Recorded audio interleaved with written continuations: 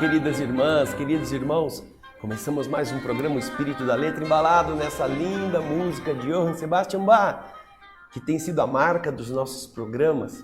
É com muita alegria que voltamos ao estudo de mais um livro de André Luiz, o livro No Mundo Maior. Nós estamos acompanhando já os capítulos anteriores e você se recorda que no programa anterior nós fizemos a primeira parte do capítulo 9, capítulo 9, que fala sobre a mediunidade.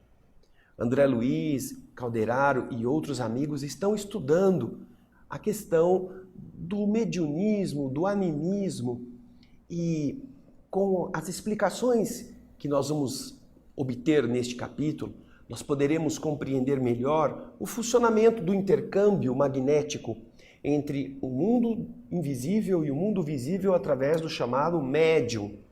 Nem todos são iguais, nem todos têm a mesma potencialidade, mas todos passam pelos problemas naturais da mediunidade. E este livro que você está vendo na tela, ele é muito importante porque ele estuda as questões da mente, do cérebro, do pensamento, do psiquismo, inclusive com os problemas ligados a isso, o adoecimento do psiquismo.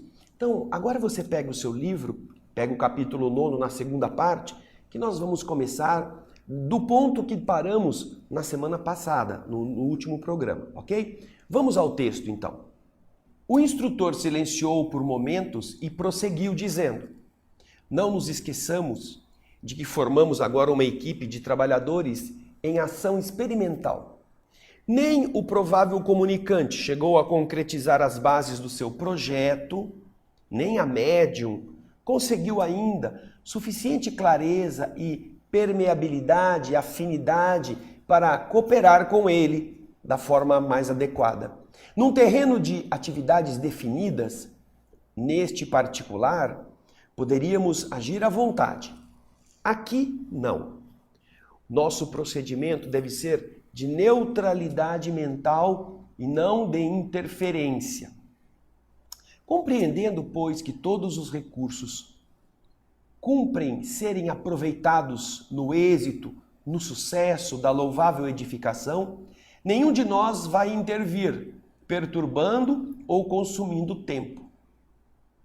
Nos é autorizado trocar ideias, analisar a ocorrência, mas com absoluta isenção, sem nos metermos imparciais com o nosso ânimo, com a nossa vontade. O momento pertence ao comunicante, àquele espírito que não dispõe de aparelhamento mais perfeito para a transmissão da sua mensagem. Nesse instante, Calderaro me indicou o colega que, de pé, junto da médium Eulália, mantinha a mente iluminada e vibrante num admirável esforço para derrubar a natural muralha entre a nossa esfera e o campo da matéria densa. E ele me disse: André, anote as particularidades do serviço. Calderaro, com essa significativa inflexão de voz, continua explicando que todos os companheiros, André, em posição receptiva, estão absorvendo a emissão mental do comunicante, cada qual à sua maneira. Repare calmamente.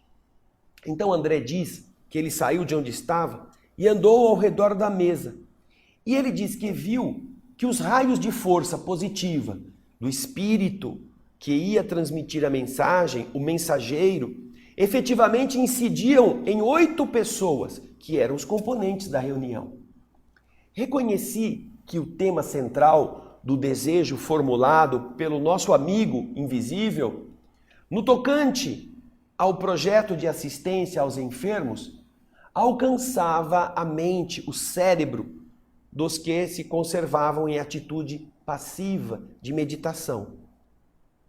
Na tela animada de concentração de energias mentais, cada irmão recebia o estímulo, o influxo sugestivo, que de logo provocava neles a livre associação dos psicanalistas. Os psicanalistas costumam chamar isso de livre associação. Fala uma palavra, já vem outra, e vem outra, e vem outra, e vem outra. Neste caso, Não era uma palavra ouvida com os ouvidos, era a ação mental da entidade que estava transmitindo alguma ideia para iniciar esta afinização. André então continua dizendo: observei com atenção as particularidades.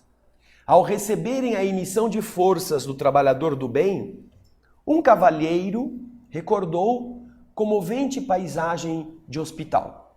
Um outro que estava sentado ali relembrou o exemplo de uma enfermeira bondosa que ele tinha conhecimento e que tinha relações de amizade. Outro abrigou pensamentos de simpatia para com os doentes desamparados. Duas senhoras se lembraram da caridosa missão de Vicente de Paulo e a uma velhinha ocorreu a ideia de visitar algumas pessoas acamadas que lhe eram queridas. Um jovem referiu-se em silêncio a notáveis, a importantes páginas que ele havia lido sobre piedade fraternal para com todos os semelhantes afastados do equilíbrio físico. Examinei também as 3 pessoas que se mantinham impermeáveis ao serviço benemérito daquela hora. 2 delas eram dignas de dó por haverem perdido uma sessão cinematográfica. Estavam chateados, estavam tristes, não fomos no cinema, tivemos que vir aqui hoje. E a outra, uma senhora na idade avançada, retinha a sua mente na lembrança das ocupações domésticas que ela supunha imperiosas, emergentes e inadiáveis. Mesmo ali, num círculo de oração, onde deveria beneficiar-se com a paz, estava com a mente atribulada. Somente Eulália recebia o apelo do comunicante com mais nitidez. Sentia-se ao seu lado, envolvia-se em seus pensamentos. Ela se nutria não só da receptividade, mas também de boa disposição para servir a esse espírito. Bom, passados alguns minutos de expectativa e de preparo silencioso, a mão da médium, orientada pelo espírito médico e movida com a cooperação dos seus próprios estímulos psicofísicos da intermediária, que no caso é a Eulália, começou a escrever em letras irregulares, demonstrando o natural conflito desses 2 mundos psíquicos diferentes, o do espírito comunicante e a da médium, mas ambos, apesar de diferentes, empenhados num só objetivo, que era a produção de uma obra elevada. Você observa então que o espírito se preparou, aquelas pessoas estavam sentadas, eram 11, 3 estavam indiferentes. Foram à reunião mediúnica, pensando no cinema ou pensando nos problemas de casa. É estranho isso, né? Como que as pessoas acham que os espíritos não sabem quando elas não estão ligadas ao trabalho. Mas as outras 8 estavam sim desejando participar com sinceridade. E você viu, e isso é importante que você saiba, você que está em casa deve se lembrar que nas reuniões mediúnicas as pessoas são chamadas, depois que termina, a comentar o que sentiram. Cada uma a dizer um pouquinho daquilo que teve de ideia, o que lhe passou pela cabeça. Algumas ficam assim, não, eu vou falar, eu tenho vergonha, eu não senti nada. Depois que alguém começa a falar, alguém sempre diz assim, olha, eu não ia falar nada não, mas eu também senti isto. Eu também tive uma ideia que veio na minha cabeça, eu tive uma intuição, eu só falei porque um fulano falou.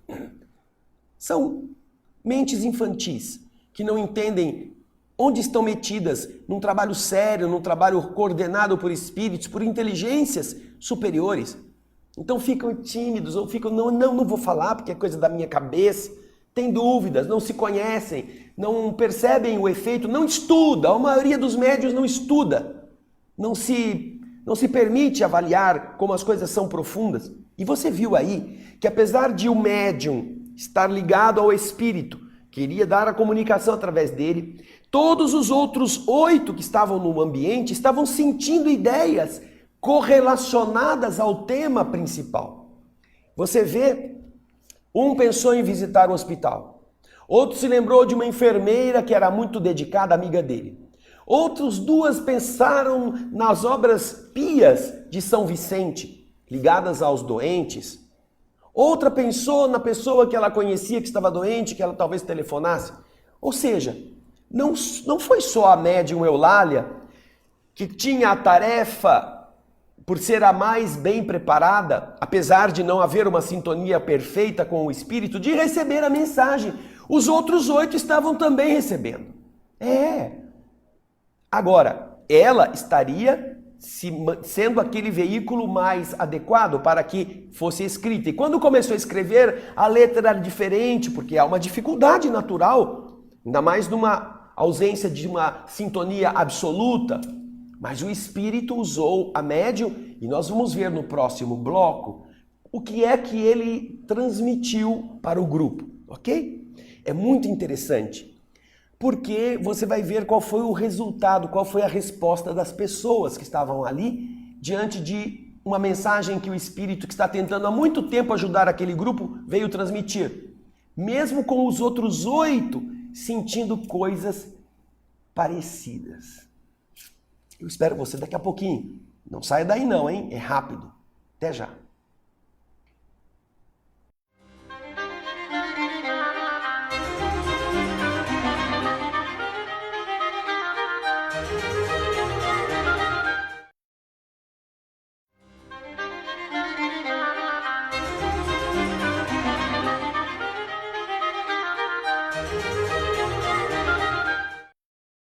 Olá, estamos de volta com o estudo do livro No Mundo Maior. Hoje é a segunda parte do capítulo 9, que fala sobre a mediunidade. Nós vimos no bloco anterior que o espírito médico que estará transmitindo a sua mensagem estava enviando as ideias básicas do que ele queria falar junto do grupo que estava em sintonia. 3 estavam pensando em bobagens e obviamente não eram capazes de perceber nada. Mas 8 estavam afinizados e eles tiveram reações interessantes, consentâneas, harmonizadas, provocadas pela ideia básica do espírito que iria usar Eulália para escrever. Então, agora nós vamos continuar vendo o que André Luiz nos falou a respeito deste desenvolvimento do processo da psicografia na reunião. Eulália, então, se põe em sintonia com o esforço natural do médium que está desejando fazer o melhor de si, mas que às vezes não tem a plena certeza ou não sente totalmente a entidade, mas ainda assim sente o espírito ao lado. E agora vamos ver o que André Luiz vai nos contar. Vamos ao texto então. André Luiz nos diz assim, olha, acompanhei a cena com interesse. O espírito se manifestando através da Eulália, através da escrita. Mais alguns momentos, e então se fazia a leitura do pequeno texto que foi obtido. O comunicado, esse escrito, a mensagem, era produzida, havia sido transmitida em uma linguagem singela, com um apelo fraterno, um apelo que era para tocar o coração dos irmãos que estavam presentes. E vocês vão ver que, apesar de ser singelo e ser fraternal, tem uma coisa muito semelhante aos que estavam sentindo ali no ambiente, antes da escrita acontecer, as cenas que o espírito emissor estava plasmando na mente de todos eles. Agora então vão ler o papel. Está escrito lá. Meus irmãos, escrevera o médico comunicante, que Deus nos abençoe. Identificados na construção do bem, trabalhemos na assistência aos enfermos, necessitados de nosso concurso, de nossa cooperação entre os longos sofrimentos da provação terrestre. O serviço pertence à boa vontade unida à fé viva. E a sementeira reclama trabalhadores abnegados, desinteressados, que ignorem o cansaço, a tristeza e o desânimo. Sigamos para a frente. Cada pequenina demonstração de esforço próprio nas realizações da caridade receberá do Senhor a divina bênção. Aprendamos, portanto, a socorrer nossos amigos doentes. Através de espessa noite de dor, sofrem e choram, muitas vezes em pleno abandono. Não vos magoará a contemplação deste quadro? Lembremo-nos daquele divino médico que passou no mundo fazendo o bem. Dele receberemos a força necessária para progredir. Estará conosco na grande jornada de piedade, de comiseração por aqueles que padecem. Confiemos, ou melhor, confiamos em vós, em vossa dedicação à causa da bondade evangélica. A estrada será, talvez, difícil e áspera. Entretanto, o Senhor permanecerá conosco. Prossigamos intimoratos, ou seja, sem medo, e que Ele nos abençoe agora e sempre. O comunicante assinou o nome dele. E daí a alguns minutos, os serviços espirituais da noite se encerravam. O presidente da sessão, seguido pelos demais companheiros, iniciou o estudo e o debate da mensagem. Todos concordaram em que ela era edificante no seu conteúdo principal, mas não apresentava indicadores concludentes, categóricos, da identificação individual de quem assinava. Não procedia, possivelmente, do conhecido profissional que a havia assinado. Faltavam a ela as características especiais, porque um médico usaria termos adequados, próprios da medicina, e se afastaria desse padrão comum de dizer as coisas como uma pessoa que não tem nenhuma formação específica. E então, aquela teoria animista apareceu como a tábua de salvação para todos. Transferiu-se a conversação para complicadas referências ao mundo da cultura europeia. Falou-se de maneira prolongada de Charles Richer e do metapsiquismo internacional. Pierre Janet, Charcot, De Rochas e Aksakov eram, a cada momento, trazidos à evidência, eram citados.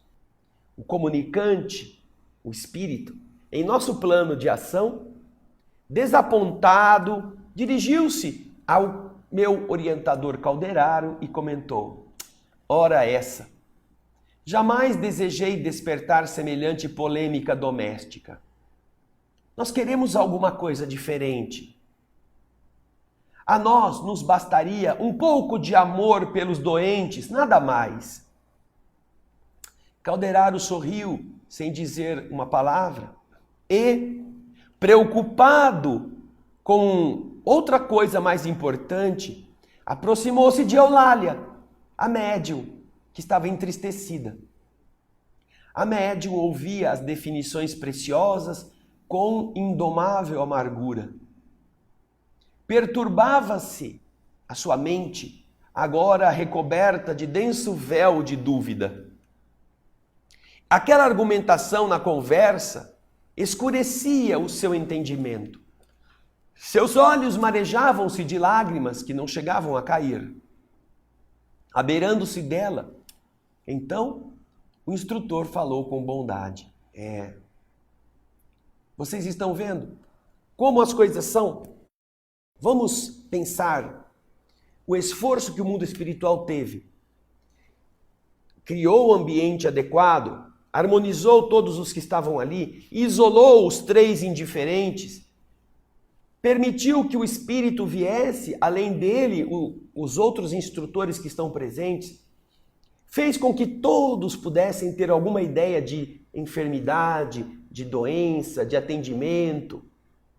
E quando veio a comunicação por escrito, que tinha o mesmo chamamento, que todos os outros 8 tinham sentido, ela veio assinada pelo Espírito que as pessoas conheciam por aquele nome, porque tratava-se de um médico famoso na época. Mas ao invés dos outros 8 dizerem, nossa, apesar de não ter uma palavra de medicina, eu também senti essa mesma inclinação, eu também senti, pensei em Vicente de Paulo com seus doentes, eu também me lembrei de uma pessoa doente que eu ia visitar, o outro fala, não, eu lembrei do hospital, dos doentes internados, o outro diz, eu pensei na enfermeira, minha amiga, tão devotada. Ou seja, todas as mentes estavam recebendo o chamamento. Mas ao invés de cada um apresentar-se como alguém que confirme aquela inspiração, porque era este o caso, não estou falando de inventar coisa, não estou falando de fazer de conta só para adular a pobre médium, não, estou falando, esse era o caso. Todos tinham sentido isto. Aí começam os balofos da intelectualidade. Aí começam os que acham que estudam e sabem. Não, porque Charles Richer nos disse, Alexandro Aksakov também falava. Ou seja, eles não estão preocupados em entender os objetivos do Espírito, que era apenas pedir que eles ajudassem as pessoas que estão enfermas, que visitassem, que ajudassem com abrigo, que dessem remédio, que fizessem alguma coisa. Mas, não. Aí veio a intelectualidade barata, essa pretensão pseudo-sábia de pessoas que acham que porque leram 3 ou 4 livros são doutores e que podem julgar todas as coisas pelo seu estreito ponto de vista, pelo seu famoso palmo de nariz. E então, ao invés de todos estarem afinizados com o objetivo da entidade, disseram que aquilo era animismo, era médium que estava dando vazão aos seus interesses de também querer ajudar os pobrezinhos, doentes, que não era confiável. Como não pode ser confiável uma comunicação escrita? Quando 8 membros daquele grupo sentiram coisas semelhantes, endereçadas ao mesmo objetivo. Que gente covarde! Estes que estão nas reuniões e que preferem calar a boca ao invés de dizerem o que sentiram.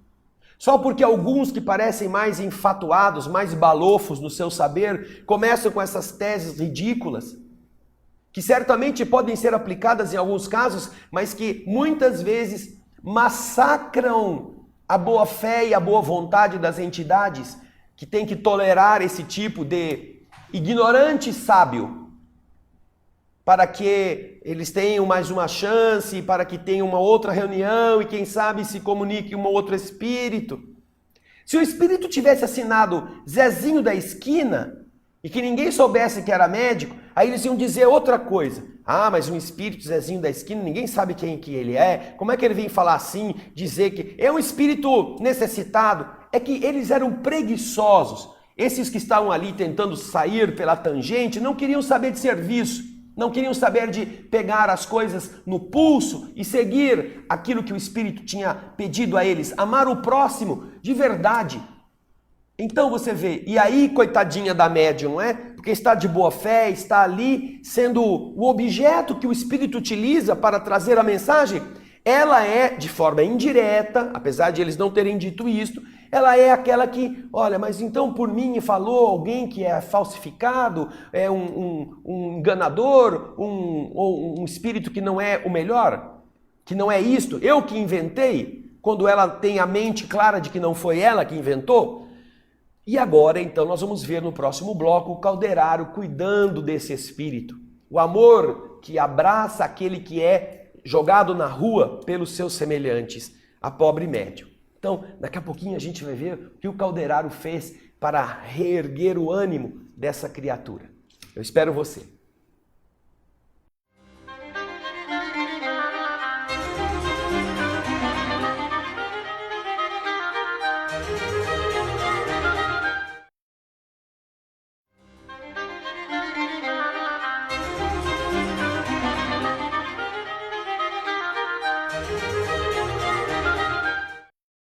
Estamos de volta com o estudo do livro No Mundo Maior, o capítulo 9, na parte final agora do capítulo. Lembre-se que este capítulo foi dividido em 2 programas, o da semana passada e o de hoje. E você poderá acompanhar a leitura de todos os capítulos anteriores desse maravilhoso livro em nossos outros programas. Estão disponíveis para você poder ir aprendendo a riqueza que o Espírito André Luiz nos presenteia através da mediunidade de Francisco Cândido Xavier. Agora, nós chegamos naquele ponto em que está todo mundo discutindo se eu não é o Espírito, se eu não é o De Rochas, o Aksakoff, o Richer, porque lá na Europa eles desenvolveram o animismo, que o animismo é o próprio médium que se manifesta, aquele blá blá blá, e a pobre da médium ali, colocada como um trapo inútil. E aqui é importante dizer a você uma coisa: as casas espíritas não devem ser dirigidas por médiuns. Não. O médium é apenas um intermediário. Porque existem médiuns muito mal assessorados e acham que só porque eles receberam a comunicação, essa comunicação deve ser seguida cegamente. Não, não é isso que a doutrina espírita fala, não. Todas as comunicações devem ser avaliadas pelo bom senso, pelo critério adequado.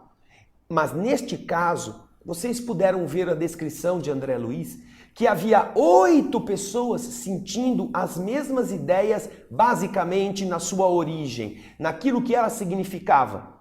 Não era apenas a médium Eulália. O dirigente deveria perguntar aos que estavam ali: escuta, mais alguém sentiu alguma coisa? Mais alguém teve alguma ideia semelhante? O que vocês podem nos dizer? Podem falar sem medo. E aí um falaria: eu também senti isso, eu também senti aquilo, né? Mas não. Se fosse um médico, esse que assinou aí, ele usaria termos de medicina, falaria de doenças, falaria com a sua terminologia própria. Não é este o bom senso que Kardec pede que nós tenhamos. Então, em alguns lugares existem médiuns mal preparados, mal equilibrados ou desequilibrados, que acham que o que falar através dele deve ser seguido cegamente. Não, não é isso não. É preciso fazer um cotejamento, uma comparação com os demais que estão ali. Mas no caso, você viu, a harmonia daquele grupo permitia que todos pudessem ter sentido. Só que agora a Eulália estava sendo chumbada como se fosse uma enganadora.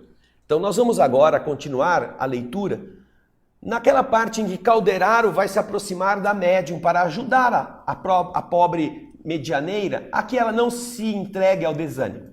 Então vamos ver o que André Luiz está contando. Nossos amigos encarnados nem sempre examinam as situações pelo prisma, pelo enfoque da justiça verdadeira. Eulália é preciosa colaboradora, muito sincera. Se ainda não completou as aquisições de cultura no campo da ciência, ela é suficientemente rica de amor para contribuir a essa sementeira de luz. Porém, está desprotegida entre os seus companheiros invigilantes descuidados. Ela está sozinha e permanece assediada, importunada como está. E se ela ficar assim, ela é suscetível, ela é capaz de se abater. São as palavras de Calderaro na defesa da pobre médium. Vamos auxiliá-la sem atraso, sem demora, André. Então, colocando a sua mão direita, espalmada sobre a cabeça da médium, nossa respeitável irmã Eulália, ele emitia brilhantes raios que desciam da mente até o tórax, como se fosse um fluxo que renovasse as suas forças.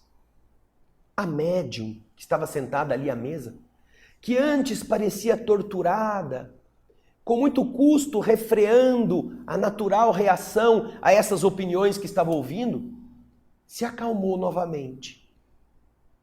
Caiu dela aquela máscara de descontentamento.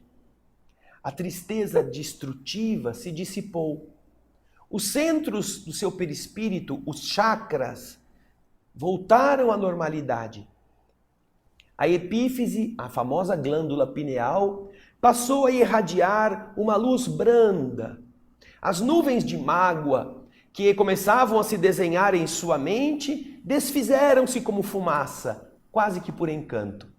Em resumo, amparada pela atuação direta do meu orientador, Eulália sabia dos tropeços, dos percalços, das dificuldades do trabalho e mergulhava-se gradativamente no ameno clima da compreensão. Restabelecendo nela a tranquilidade, logo em seguida, o instrutor conservou as mãos apoiadas nos lobos frontais, na parte da frente do cérebro, aqui assim, ó. Pôs a mão assim, agindo sobre as fibras inibidoras. E então, diz André, observei uma nova mudança. A mente da médium, como que se introvertia, como se voltasse a ficar dentro dela mesma, desinteressando-se, não prestando mais atenção na conversa em torno e ficando mais concentrada no nosso campo de ação. O contato benéfico de Calderaro cortava nela, de modo imperceptível, o interesse pelas referências sem proveito e convocava ao íntimo intercâmbio com os espíritos amigos. E então, depois que conseguiu este clima mental, com a ternura de pai, Calderaro, mantendo as mãos na mesma região, inclinou-se aos ouvidos da médium e falou com carinho. Falou o seguinte: Eulália, não desanime, minha filha. A fé representa a força que sustenta o espírito na dianteira do combate pela vitória da luz divina e do amor universal. Nossos amigos não a acusam, nem a ferem. Eles estão dormindo apenas na ilusão e sonham separados da verdade como estão. Desculpe-os pelas futilidades do momento. Mais tarde, Eulália, eles despertarão para o esforço de se espalhar o bem. Investigam com os olhos a superfície das coisas, mas seus ouvidos ainda não escutaram o sublime apelo à redenção, à salvação de si próprios. Sigamos para frente, minha filha. Estaremos com você na tarefa diária. É necessário amar e perdoar sempre, esquecendo o dia sombrio, o dia obscuro, a fim de alcançar os milênios luminosos. Não desfaleça, não se permita enfraquecer. O Eterno Pai a abençoará. André fala que nesse momento ele notou que Eulália não ouvia aquelas palavras com os tímpanos de carne, mas seus lobos frontais dentro do cérebro encheram-se de intensa luz. As comovedoras frases do instrutor represaram-se em seu cérebro e no coração, como pensamentos sublimes que lhe caíam do céu, saturados de calor reconfortante e bendito. Ora, queridas irmãs, queridos irmãos, o que não faz uma palavra de estímulo? O que não reergue o ânimo de alguém que está abatido, mesmo diante da crítica coletiva? Como o amor divino é generoso. Mesmo que as pessoas a estivessem desconsiderando, os espíritos estão dizendo a ela: não desanime, minha filha, é de você que nós precisamos, não é deles. Eles estão como crianças brincando com teorias, porque não tem coragem de pôr mãos à obra. Mas você não, você estará bem amparada. Lembre-se que Deus está sempre ajudando aqueles que são sinceros. Perdoa a ação destes companheiros, eles não estão te ferindo, não te querem mal, apenas não estão acordados. Veja só que coisa linda. E aí, magnetizando as zonas luminosas da nossa parte frontal, nós todos possuímos a possibilidade de migrar para os ideais que se localizam na região frontal do nosso cérebro.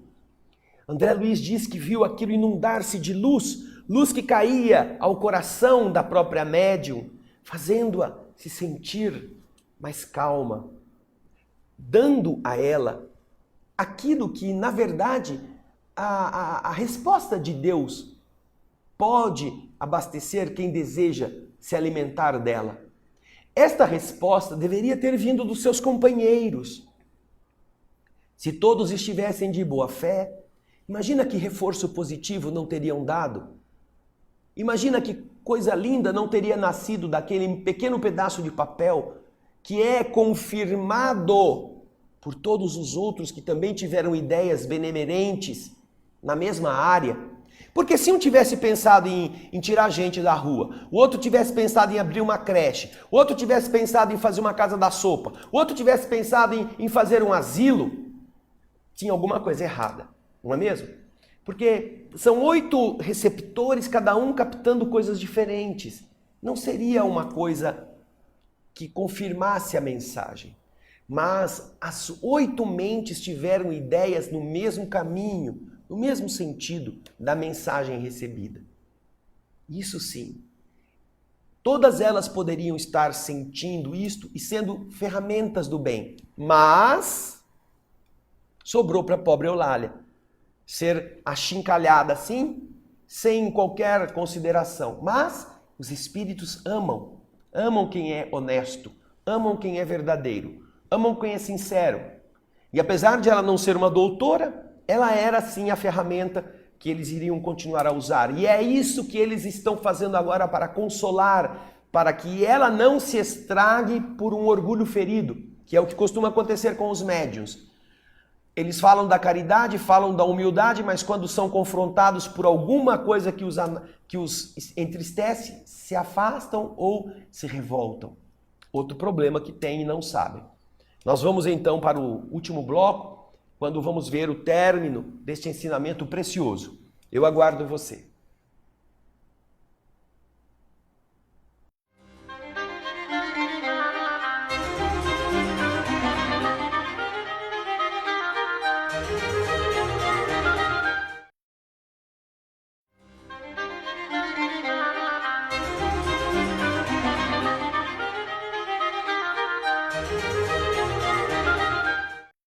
Estamos de volta para o último bloco da parte final do capítulo 9. É muito preciosa esta abordagem sobre a mediunidade. Todas as pessoas que têm tarefas mediúnicas precisam preparar-se para o entendimento da sua missão. Não é especial, não é superior, é uma tarefa específica que tem que enfrentar as dificuldades próprias deste caminho e das pessoas que estão à sua volta. É até muito bom que nem todo mundo acredite, até para que o médium não se acomode na posição de oráculo. Tudo que fala acontece ou é verdade? Não. O médium deve ser o primeiro a estar atento, a não se deixar iludir por entidades ou por intuições, achando que só porque veio do mundo invisível é verdade. Mas agora vamos ver qual foi a reação da Eulália a todo aquele amor que Calderaro lhe oferece. Vamos acompanhar a leitura, o texto agora com a resposta mental da Eulália a tudo aquilo que Calderaro lhe falou e que ela não ouviu pela orelha, mas ouviu na alma. Ela respondia então do fundo da sua alma: sim, sim, disse a colaboradora devotada. Embora os seus lábios permanecessem fechados naquele incompreendido silêncio do ambiente. Sim, trabalharia até o fim, consciente de que o serviço da verdade pertence ao Senhor e não aos homens. Esqueceria todos os golpes, receberia as oposições, as objeções dos outros, transformando-as em auxílios. Iria converter as opiniões desanimadoras em motivos de energia nova. Se daria pressa em reconhecer os próprios defeitos, sempre que fossem marcados, apontados, indigitados pela franqueza de qualquer pessoa, agradecendo pela oportunidade de corrigi-los quando fosse possível. Caminharia para frente. Seria a mediunidade um campo de trabalho onde aperfeiçoaria seus sentimentos, estes que ela nutria, sem pensar dos utensílios para servi-la.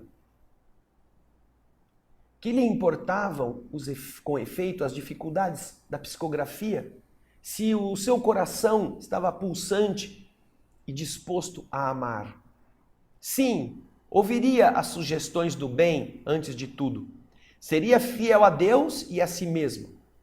Se os companheiros humanos não a pudessem entender, não lhe restava o conforto de ser compreendida pelos amigos da vida espiritual. Ao fim da experiência terrestre, haveria suficiente luz para todos. Para ela, o que era importante era crer, trabalhar, amar e esperar no Divino Senhor. Tudo isso ela estava pensando em resposta ao que ela estava ouvindo intuitivamente. E olha, vocês viram aí, ouvir e reconhecer-se como alguém que oferece a sua cooperação, mas o resultado do trabalho pertence a Deus. O médium não é dono da ação, ele é apenas o veículo. Do mesmo modo que a panela não é que cozinha boa comida, é a cozinheira, ninguém vai dizer que a panela é má se a cozinheira não sabe pôr o tempero. E ninguém vai dizer que panela maravilhosa, que fez um arroz tão gostoso, porque na verdade quem fez o arroz foi quem pôs os ingredientes ali dentro. É a cozinheira que merece os parabéns. A mesma coisa com os espíritos. Então, depois de ter produzido na médium todo este campo positivo de entendimento, que a coloca na sua condição de servidora humilde, aí então, diz André Luiz, o assistente retirou as mãos, deixando-a livre, e, reaproximando-se de mim, afirmou: André, nossa irmã foi auxiliada e está bem. Louvado seja Deus. Observando os lobos frontais da médium, tão revestidos de luminosidade, demonstrei a Calderaro a minha admiração. O instrutor amigo não se esquivou a novos esclarecimentos e me informou: André, Eulália, neste instante, está fixando-se mentalmente na região mais alta que lhe é possível. Com calma, está hospedada no santuário mais íntimo, de modo a compreender e desculpar com proveito. E ao mostrar a região frontal do cérebro, ele concluiu: nos lobos frontais, André, exteriorização fisiológica. Os lobos frontais são isso, são a parte fisiológica dos centros do perispírito mais importantes. Nesse lugar repousam milhões de células à espera para funcionar do esforço humano no setor da espiritualização. Nenhum homem, dentre os mais arrojados, mais destemidos pensadores da humanidade, desde o passado até os nossos dias, conseguiu jamais utilizar essas células na sua 10ª parte. Imagina isto. Ninguém até hoje conseguiu usar as células disponíveis como ferramentas de ouro ao espírito em pelo menos 10% na parte do lobo frontal. Nesta área, continua Calderaro, são forças de um campo virgem que a alma conquistará, não somente na sua continuidade evolutiva, a não ser com golpes de autoeducação, de aprimoramento moral e de elevação sublime. Tal serviço, meu amigo, só a fé vigorosa e reveladora pode realizar como indispensável lâmpada que vem avante, que vem no começo, que vem à frente do progresso do indivíduo. É a fé. Esta é a mensagem de Calderaro ao nos explicar a importância deste lobo frontal. Se você voltar no texto, na parte em que ele explica estas células que estão aqui na região principal, você vai entender que o nosso campo dos lobos frontais representam o estofo que possibilitam ao ser utilizar milhões de células que ali estão habitando, esperando que o homem possa não apenas evoluir pelas lutas de cada dia, mas possa se espiritualizar. Quando você se espiritualiza, quando você que me assiste agora se preocupa com as coisas elevadas da alma, você ativa este centro. Aqui estão os ideais, aqui estão os sonhos positivos de lutar para um mundo melhor, não apenas materialmente falando, não só para o seu bolso, para o seu conforto, para a sua riqueza, mas para a transformação do mundo. Todas as pessoas que se projetam nessas espiritualizações positivas ativam as células que estão aqui à disposição. E você viu que Calderaro fala que desde o começo até agora, a nossa capacidade de utilização dessas células não passou de 1/10, 10% do seu conteúdo.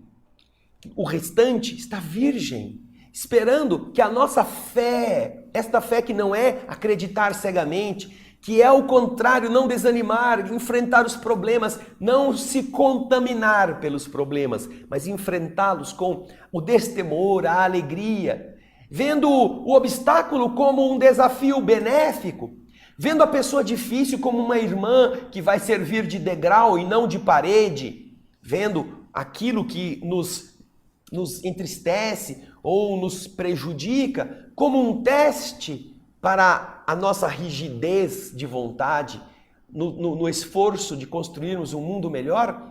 Aí sim, você começa a ativar estes centros ficam luminosos, espíritos amigos, elevados, se unem a você através das vibrações que luminosas saem desta área. Eles sabem que você está hospedado no mais importante núcleo da espiritualidade que você possui. E esta sintonia faz você uma pessoa que os espíritos ampararão porque sabem que você está se oferecendo no melhor que possui.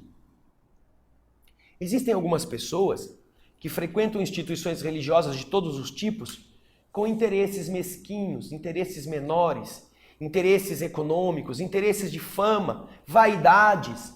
Pessoas que se colocam na tribuna não para falar ao público, mas para falar para ela mesma, para se sentirem enaltecidas pela maneira com que pronunciam as palavras, pela dificuldade com que colocam os conceitos, pelas palavras complicadas que utilizam. São pessoas que não estão falando da parte frontal, estão falando do centro do cérebro, daquela parte motora onde estão as ambições, os momentos de construção do seu dia a dia. E os espíritos sabem disso, porque nesta hora, no lado de lá, o que está mostrando a ativação é o lugar errado.